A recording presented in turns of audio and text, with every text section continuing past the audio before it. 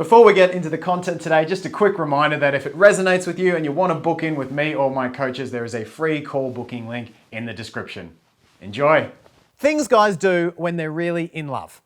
What do they do? Number one, men own up to their mistakes. They own their mistakes. They put their ego aside. And doing this, ladies, this is a hard thing for us as men. We don't like showing up for you in a way that you're going to perceive us as less than. We certainly don't like going towards shame or putting our egos aside. We're certainly not into just being failures for you, frankly, or admitting failure. So if a guy is willing to do that and he's willing to really share that side of himself to you, that to me says a lot more than he's taking you on a fancy date or he's bringing you around the parents.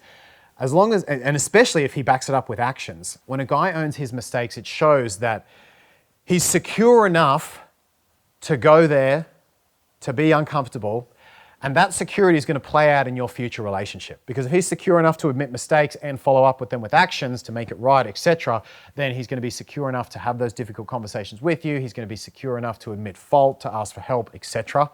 So what it really is a sign of security. If he is secure enough to let you see his mistakes and to own them, he's letting you that close to him, then it shows how secure he is with you. And that is a true sign that he is bonding to you and sees a future with you. Number two, I love this one. He encourages you to speak your needs. Weak men or scared men, or frankly men who are just really worried about being controlled or not that into you, won't want you to be more difficult or more trouble, quote unquote, so they won't do this. And also men who don't really care about you that much won't do this. If a guy is encouraging you to speak your needs, it says he wants to see more of you.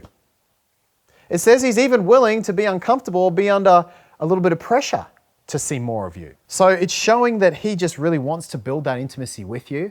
It's also really good for you because it forces you to get clear on those needs. So it's a real benefit for you. And then either he says yes and you get those needs met, or sometimes he says no. And you have to be a big girl and hear a no, and that won't harm the relationship. You're not going to dump him as soon as you hear that no. Overall, it's just really good for the relationship as well. If he is encouraging you to speak up on your needs, if it's a yes, you guys build a better relationship, you build more intimacy. If it's a no, you build a sturdier relationship. One where, as I say again, you're not going to dump each other as soon as someone can't do everything the other person wants to do. You build that realness into the relationship. So he's encouraging you to bring more of yourself to the table. He wants you to speak up on this stuff. He's not worried about you controlling him. Those are all really good signs that he is comfortable being closer to you and very much falling in love with you. Number three, and this is a little bit like the other two. Number three is he confronts difficult truths and difficult conversations with you. Have you noticed anything about these first three? They all involve him feeling crappy. If we had to sum up the first 3 points, it would be signs a guy loves you, he's okay to feel like shit. He's willing to feel like shit to be with you. Because who wants to have difficult conversations? They suck. No one wants to have those. Let's have fun. Let's go to dinner. Let's not make this difficult. But even though that's only 20% of the relationship, it's the 20% that builds the foundation for the fun, enjoyable 80%. So if a guy is owning his mistakes, having you speak up on your wants and needs, confronting difficult conversations, do you see how all of these are equivalent to him feeling shitty? And that is the demonstration of love underneath? It's like he's okay to sit through the discomfort of building this. And it's the same for you. Are you okay to sit through the real discomfort and shittiness of building something? Or you just want to be a fair weather girlfriend? Now, don't use that as an excuse to sacrifice your deal breaker boundaries. I know some of you listening to this do that, but it's like if you're willing to be uncomfortable to a point where it doesn't cross any deal breakers or boundaries, that is a true sign of love. So those three are the first three big ones. Number four, a little different, but definitely a sign a guy loves you. He protects the relationship. He protects it from third parties. He protects it from third people.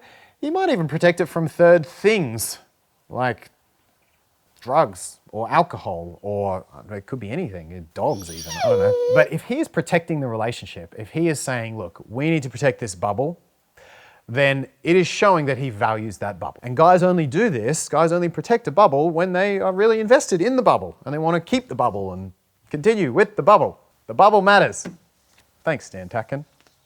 Bottom line, if he's protecting the relationship, if he is showing up to be its defender, and now this doesn't mean he's going to read your mind in the way that he does it. You might say, oh, he's not doing that thing. He didn't come over and save me from that guy at a gathering or something, or he didn't take me out on a date on Sunday when he should have known that he should have. You might need to guide him on the way he protects the relationship.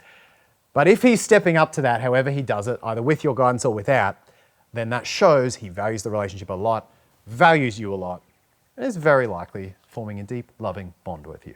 And number five, this is a big one too. He encourages your freedom and growth. I am not poly myself, I'm not polyamorous, but one thing I do think that is really cool about the poly relationship community is they're really good at this one. They're really good at encouraging the freedom growth of their partner. And I think this is one of the things that most of us who are watching who do monogamy, it's easy to slip into that comfort zone where you don't want your partner to grow because it becomes threatening to you. I'm not talking about other partners, but just in general, our partner's growth can be threatening. You're not going to use those insecurities as an excuse to inhibit your partner or him you when that growth is important to you both, as a couple and as individuals. What are the signs you've seen that you've felt true love from a guy, and have you experienced the ones I talked about today?